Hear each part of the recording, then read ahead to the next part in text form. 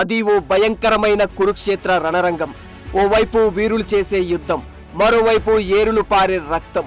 జరుగుతున్న మారణ హోమంలో వినబడుతున్న చావు కేకల సాక్షిగా ఒక మొండం లేని తల యుద్ధం మొత్తం చూస్తుంది. కురుక్షేత్ర యుద్ధానికి సాక్ష్యం ఆ తల. ఆ తల మరెవరిదో కాదు, ఒక గొప్ప మహావీరుడు అయినటువంటి బార్బరికుడిది. బార్బరికుడు సాధారణమైన యోధుడు కాడు. తన దగ్గర ఉన్న 3 బాణాలతో ఒకే ఒక నిమిషంలో కురుక్షేత్ర యుద్ధాన్ని సైతం ముగించగల వీరుడతడు. మరి అంతటి వీరుడు యుద్ధం చేయకుండా యుద్ధం ఎందుకు చూస్తూ ఉండిపోయాడు? బార్బరికుడు కురుక్షేత్ర యుద్ధానికి ఎలా సాక్ష్యమయ్యాడు? అసలు బార్బరికుడి తల తీసి కొండపై పెట్టింది ఎవరు?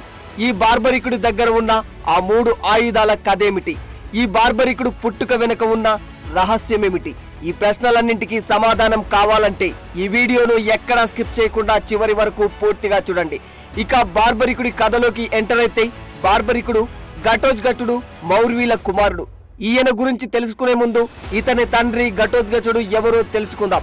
ఘటోత్కచుడు పాండవులలో ఒకడైన భీమసేనుని పుత్రుడు. పాండవుల వనవాస సమయంలో లక్క ఇంటిని తగలబెట్టిన తర్వాత భీముడు తన తల్లిని సోదరులను ఒక సేఫ్ ప్లేస్ కి తీసుకెళ్తాడు. అక్కడ నరవాసనను గ్రహించిన హిడింబి అనే ఒక రాక్షసి వాళ్లను తినడానికి వచ్చింది. కానీ అక్కడ ఉన్న భీముడిని చూసి మోహించి అతన్ని పెళ్లి చేసుకోవాలని అనుకుంది. ఆమె కోరిక మన్నించిన కుంతీదేవి ధర్మరాజులు భీముడికి హిడింబితో పెళ్లి జరిపించారు. ఆ విధంగా హిడింబి భీమసేనులకు జన్మించిన వాడే ఘటోత్కచుడు. శ్రీకృష్ణుడి పరమ భక్తురాలైన మౌర్వికి ఘటోత్కచుడికి పుట్టిన కుమారుడే బార్బరికుడు. బార్బరికుడు కూడా పాండవులలో ఒకడే అని చెప్పుకోవాలి. బార్బరికుడు గత జన్మలో ఒక యక్షుడు. భూమి మీద అధర్మం పెరిగిపోయింది, నువ్వు కాపాడాలి అంటూ బ్రహ్మదేవుడిని వెంట తీసుకుని దేవుళ్ళంతా శ్రీ మహావిష్ణువు దగ్గరకు వచ్చారు. దుష్ట శక్తుల్ని సంహరించడానికి త్వరలో మనిషిగా జన్మిస్తానని వాళ్లకు మహావిష్ణువు చెప్పాడు. ఇదంతా వింటున్న యక్షుడు మాత్రం ఈ మాత్రం దానికే మహావిష్ణువు మనిషిగా అవతరించడం దేనికి, నేను ఒక్కడిని చాలనా అంటూ పొగరుగా మాట్లాడుతాడు. దానికి కోపగించిన బ్రహ్మదేవుడు ఆయనకు ఒక శాపం విధించాడు. ధర్మానికి అధర్మానికి నడుమ భారీ ఘర్షణ జరగబోయే క్షణం వచ్చినప్పుడు మొట్టమొదటగా బలయ్యేది నువ్వే అని శపించాడు. ఆ శాపం కారణంగానే ఆ యక్షుడు బార్బరికుడిగా జన్మించాడు అని చెబుతూ ఉంటారు. అలా బ్రహ్మ శపించినట్లుగానే కురుక్షేత్రానికి ముందు బార్బరికుడు బలయ్యాడు. బార్బరికుడి బాల్యం, యుద్ధ విద్యలు చూసినట్లయితే బార్బరికుడు చిన్నప్పటి నుంచే యుద్ధ విద్యల్లో అపార ప్రతిభ కనబరిచేవాడు. అతని తల్లి దగ్గరే సకల అస్త్రశస్త్ర విద్యలు నేర్చుకున్నాడు. బార్బరికుడు తల్లి ఆజ్ఞ మేరకు శివుడికి తపస్సు చేసి శివుడి నుండి వరంగా అద్భుతమైన 3 బాణాలను పొందుతాడు. అలాగే అగ్నిదేవుడి నుండి ఒక ప్రత్యేకమైన విల్లును కూడా పొందుతాడు. ఈ కారణంగానే ఇతను ముల్లోకాలలో అజయుడిగా నిలిచాడు. బార్బరికుడికి చిన్నప్పటి నుంచి యుద్ధాలు చూడాలన్నా పాల్గొనాలన్నా చాలా ఇష్టం. ఓ పక్క బార్బరికుడు పెరుగుతుండగానే మరో పక్క కురుక్షేత్ర యుద్ధం మొదలయ్యే సమయం ఆసన్నమవుతూ వచ్చింది. ఆ సమయంలో భరత ఖండంలోని ప్రతి వీరుడు ఏదో ఒక పక్షాన నిలబడాల్సి వచ్చింది. అంతమంది వీరులు పాల్గొంటున్న ఈ యుద్ధంలో బార్బరికుడు లాంటి మహావీరుడు పాల్గొనాలి అనుకోవడంలో వింతేమీ లేదు. బార్బరికుడు కూడా యుద్ధానికి సిద్ధమవుతూ ఉన్నాడు. బార్బరికుని బలం తెలిసిన తల్లి బలహీనుల వైపు నీవు యుద్ధం చేయమని కోరుతుంది.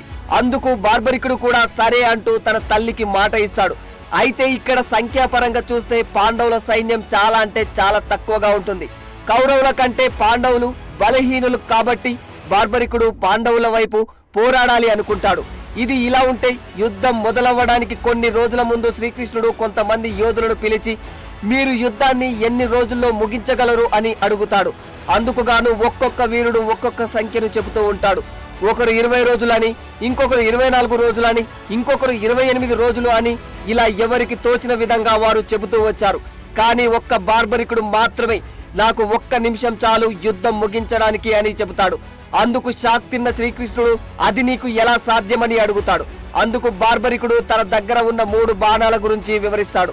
3 ఎంత పవర్ఫుల్ అంటే అందులో మొదటి బాణం టార్గెట్ గుర్తు పెట్టుకుంటుంది, రెండవ బాణం టార్గెట్ ని మార్క్ చేసుకుని వస్తుంది, ఇక 3వ బాణం టార్గెట్ ని ఫినిష్ చేసేస్తుంది. ఇక బార్బరికుడి దగ్గర ఉన్న బాణాల గురించి విన్న శ్రీకృష్ణుడు వాటి శక్తిని ప్రత్యక్షంగా చూడాలని అనుకుంటాడు. పక్కనే ఉన్న ఒక చెట్టును చూపించి చెట్టుపై ఉన్న ఎండుటాకులను మాత్రమే ధ్వంసం చేయమని చెబుతాడు. అందుకు సరే అన్న బార్బరికుడు తన మొదటి బాణాన్ని విసిరాడు. ఆ బాణం చెట్టు మొత్తం తిరిగి టార్గెట్ ని చూసి శ్రీకృష్ణుడి కాలు దగ్గర కూడా ఆగి మళ్ళీ వెనక్కి వచ్చి బార్బరికుడి వద్దకు చేరుకుంటుంది. ఇక రెండవ బాణాన్ని వదలగానే అది వెళ్లి ప్రతి ఆకుకు మార్కు చేసుకుని శ్రీకృష్ణుడి పాదానికి కూడా మార్కు చేసుకుని బార్బరికుడి దగ్గరికి వచ్చేస్తుంది. ఇక మూడవ బాణం చెట్టుపై ఉన్న అన్ని ఎండుటాకులను ధ్వంసం చేసి శ్రీకృష్ణుడి కాలు దగ్గరికి వచ్చి కృష్ణుడి పాదం చుట్టూ తిరుగుతూ ఉంది. కృష్ణుడు ఆ బాణాన్ని చూసి నా కాలి చుట్టూ ఎందుకు తిరుగుతుంది అని బార్బరికుడిని అడుగుతాడు. బార్బరికుడు మీ కాలి కింద ఒక ఆకు ఉంది, మీరు కాలు తీస్తే ఆ ఆకును బాణం ధ్వంసం చేసేస్తుంది అంటాడు. శ్రీకృష్ణుడు తన కాలుని పక్కకు జరపగానే కృష్ణుడి కాలు కింద ఉన్న ఆకుని బాణం ధ్వంసం చేసి తిరిగి ఆ బాణం బార్బరికుడి వద్దకు వెళ్లి చేరుతుంది. ఇదంతా చూసిన శ్రీకృష్ణుడికి బార్బరికుడి నుంచి శత్రువులు ఎవ్వరూ కూడా తప్పించుకొని వెళ్లలేరని అర్థమైంది. అంతేకాదు అతను బలహీనుల వైపు పోరాడాలి అనేది తన తల్లి కోరిక అని చెబుతాడు బార్బరికుడు. ఒకవేళ బార్బరికుడు గనక యుద్ధం చేస్తే ఏం జరుగుతుందో కృష్ణుడికి పూర్తిగా అర్థమైపోతుంది.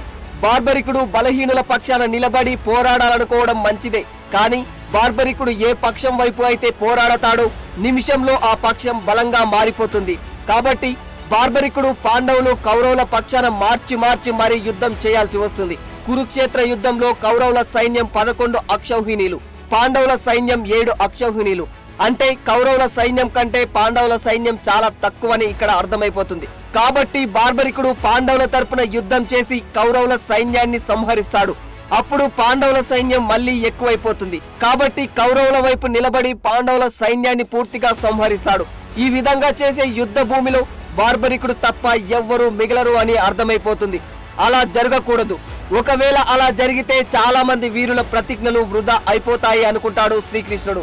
అప్పుడు శ్రీకృష్ణుడు ఒక వృద్ధ బ్రాహ్మణ రూపం ధరించి సూర్యోదయం వేళ బార్బరికుడు సూర్య భగవానునికి ఆర్ఘ్యాన్ని సమర్పిస్తున్న సమయంలో బార్బరికుడి దగ్గరికి వెళ్లి దానాన్ని కోరుకుంటాడు కృష్ణుడు. అతను అడిగింది ఎలాంటి దానమైనా సరే కాదనకుండా ఇస్తానని మాట ఇస్తాడు బార్బరికుడు. తన శిరస్సును దానంగా కావాలని కోరుతాడు శ్రీకృష్ణుడు. తన ముందుకు వచ్చి దానం అడుగుతుంది శ్రీకృష్ణుడే అని అర్థమైపోతుంది బార్బరికుడికి. అయితే ఈ సమయంలో తన తలనే ఎందుకు అని ప్రశ్నిస్తాడు. యుద్ధం ప్రారంభించడానికి ముందు ఒక వీరుడి తల బలి కావాల్సి ఉందని, నీకంటే మహావీరుడు ఇంకెవరు లేరు కనుక నీ తలని బలిగా ఇవ్వాలని కోరుతున్నాను అని చెబుతాడు. అందుకు బార్బరికుడు తన తలను బలి ఇచ్చేందుకు సిద్ధపడతాడు. కానీ కురుక్షేత్ర సంగ్రామాన్ని చూడాలని తనకు ఎంతో ఆశగా ఉందని, దయచేసి ఆ సంగ్రామాన్ని చూసే భాగ్యాన్ని తన శిరస్సుకి కల్పించమని కోరతాడు. అందుకు శ్రీకృష్ణుడు సరే అని తన తలను తీసుకుని యుద్ధం జరిగే ప్రాంతంలో పక్కనే ఉన్న ఓ మహా కొండపైన ఉంచుతాడు. అలా బార్బరికుని తల కురుక్షేత్ర సంగ్రామానికి సాక్ష్యంగా మిగిలిపోయింది. కురుక్షేత్ర మహాసంగ్రామం ముగిసిన తర్వాత అందరికీ ఒక డౌట్ వచ్చింది. ఈ యుద్ధంలో గొప్పగా యుద్ధం చేసిన వీరుడు ఎవరని, ఆ వీరుడు ఎవరో తెలుసుకోవడానికి ఆ యుద్ధానికి సాక్ష్యంగా ఉన్న బార్బరికుడి తలని అడుగుతారు. అప్పుడు బార్బరికుడు ఒక దివ్య చక్రం యుద్ధ భూమిలో తిరుగుతూ ధర్మం వైపు లేని వారిని సంహరిస్తూ వచ్చింది, అదే నేను చూడగలిగాను అంటాడు. అది విన్న వీరులందరికీ ఈ భూమి మీద అధర్మాన్ని నిర్మూలించిన వారు ఆ మహావిష్ణువు మాత్రమేనని, తామంతా నిమిత్త మాత్రులం మాత్రమే అని అనుకుంటారు. సో బార్బరికుడు శ్రీకృష్ణుడు అడగగానే తన తలను ఇచ్చి కృష్ణుడి కోరికను తీర్చిన కారణంగా కలియుగంలో బార్బరికుడు పూజలు అందుకుంటాడని, అతన్ని తలుచుకుంటే చాలు భక్తుల కష్టాలన్నీ తీరిపోతాయని వరమిస్తాడు శ్రీకృష్ణుడు. ఇప్పటికీ జైపూర్ కు 80 కిలోమీటర్ల దూరంలో ఉన్న కాటో అనే ఒక గ్రామంలో కాటో శ్యామ్ గా భక్తులు కొలుచుకుంటూ ఉంటారు. కాటో శ్యామ్ ను దర్శనం చేసుకునేందుకు ఏటా దాదాపు 40 లక్షల మంది వరకు జనం కాటో గ్రామానికి చేరుకుంటారని అంచనా. శ్రీకృష్ణుడి మెప్పును సైతం సాధించిన కాటో శ్యామ్ కు తమ కోరికలను తీర్చడం ఒక లెక్కేమి కాదన్నది భక్తుల ప్రగాఢ నమ్మకం. 3 బాణాలతో ముల్లోకాలను జయించగల ఆయనకు తమ కష్టాలను కడతీర్చడం చిటికలో పని అన్నది ఆయన్ను నమ్ముకున్న వారి విశ్వాసం. ఇది బార్బరికుడి కథ. ఈ స్టోరీ మీకు నచ్చినట్లయితే ఈ వీడియోపై మీ అభిప్రాయాన్ని కామెంట్ రూపంలో తెలియజేయండి. For more videos like this, subscribe Big TV channel.